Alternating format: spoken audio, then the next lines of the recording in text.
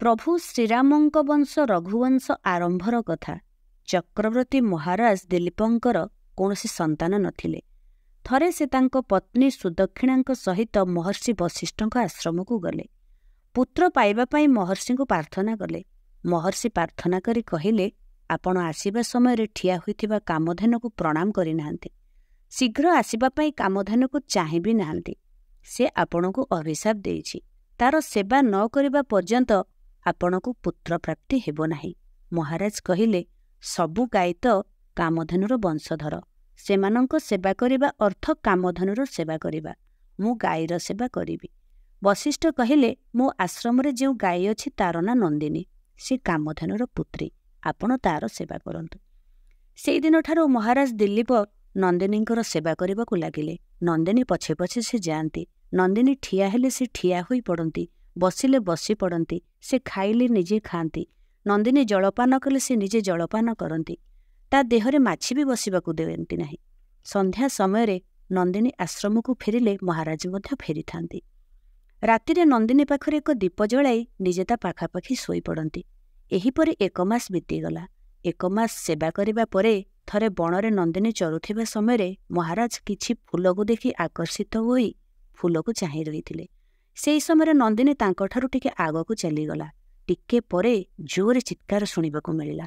ମହାରାଜ ଯେବେ ଆଗକୁ ଦୌଡ଼ିବାକୁ ଲାଗିଲେ, ଦେଖିଲେ ଏକ ଝରଣା ପାଖରେ ବଡ଼ ସିଂହ ନନ୍ଦିନୀକୁ ମାଡ଼ି ବସିଛି। ମହାରାଜ ଗାଈକୁ ଛଡ଼ାଇବା ପାଇଁ ହଠାତ୍ ଧନୁ ବାହାର କରି ତୀର ଚଳାଇବାକୁ ଲାଗିଲେ, କିନ୍ତୁ ତାଙ୍କର ଡାହାଣ ହାତ ସେହି ଧନୁରେ ଲାଖିଗଲା। ସିଂହ ବାହାରି କରି କହିବାକୁ ଲାଗିଲେ, ମୁଁ ସାଧାରଣ ସିଂହ ନୁହେଁ, ମୁଁ ଭଗବାନଙ୍କର ସେବକ।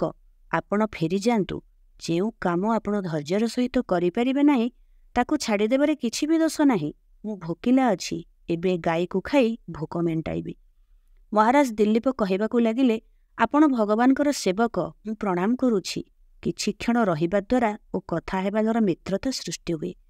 ଆପଣ କୃପା ଏତିକି କରନ୍ତୁ, ଏ ଗାଈକୁ ଛାଡ଼ିଦେଇ ତା ବଦଳରେ ମୋତେ ଖାଇ ଆପଣଙ୍କର ଭୋକ ମେଣ୍ଟାଇ ନିଅନ୍ତୁ। ସିଂହ ବୁଝାଇ କହିଲେ, ଗୋଟେ ସାଧାରଣ ଗାଈ ପାଇଁ ଆପଣ ଚକ୍ରବର୍ତ୍ତୀ ରାଜା ହୋଇ ନିଜ ଜୀବନ ଦେବା ଠିକ୍ ନୁହେଁ। ଆପଣ 1000 ଗାଈ ଦାନ କରିପାରିବେ, ଆପଣ 1000 ଗାଈ ପାଳିପାରିବେ। କିନ୍ତୁ ମହାରାଜ ସିଂହର କଥା ମାନିଲେ ନାହିଁ, ଅଟଳ ରହିଲେ। ଶେଷରେ ସିଂହ ଗାଈକୁ ଛାଡ଼ିଦେବାକୁ ରାଜି ହେଲେ। ଦିଲ୍ଲୀପ ଧନୁଶର ରଖିଦେଇ ମୁଣ୍ଡ ତଳକୁ କରି ସିଂହ ପାଖରେ ଆଣ୍ଠୁମାଡ଼ି ବସି ରହିଲେ। ଆକାଶରୁ ଫୁଲର ବର୍ଷା ହେଲା। ନନ୍ଦିନୀ କହିବାକୁ ଲାଗିଲା, ମହାରାଜ ଆପଣ ଉଠନ୍ତୁ, ଏଠି କୌଣସି ସିଂହ ନାହିଁ। ମୁଁ ଆପଣଙ୍କର ପରୀକ୍ଷା କରୁଥିଲି। ଏବେ ଆପଣ ମୋର କ୍ଷୀର ପାନ କରନ୍ତୁ, ଯାହାଦ୍ୱାରା ପ୍ରତାପୀ ଗୁଣବାନ ପୁତ୍ର ପ୍ରାପ୍ତ ହେବେ। ମହାରାଜ କହିଲେ, ତୁମର କ୍ଷୀର ଉପରେ ପ୍ରଥମେ ତୁମ ପିଲାର ଅଧିକାର। ବଳିଥିବା କ୍ଷୀର ଗୁରୁଦେବଙ୍କର। ଗୁରୁଦେବଙ୍କର ଆଦେଶରେ ମୁଁ କିଛି କ୍ଷୀର ନେଇପାରିବି। ଏ କଥା ଶୁଣି ନନ୍ଦିନୀ ଆହୁରି ପ୍ରସନ୍ନ ହେଲେ। ସନ୍ଧ୍ୟାରେ ଆଶ୍ରମକୁ ଫେରି ମହର୍ଷିଙ୍କ ଆଜ୍ଞାରେ ନନ୍ଦିନୀର କିଛି କ୍ଷୀର ମଧ୍ୟ ପାନ କରିଥିଲେ। ଏହିପରି ସମୟ ଗଡ଼ି ଚାଲିଲା। କିଛି ଦିନ ପରେ ମହାରାଜ ଦିଲ୍ଲୀପଙ୍କର ପ୍ରବଳ ପ୍ରତାପୀ ଗୁଣବାନ ପୁତ୍ର ପ୍ରାପ୍ତ ହେଲା।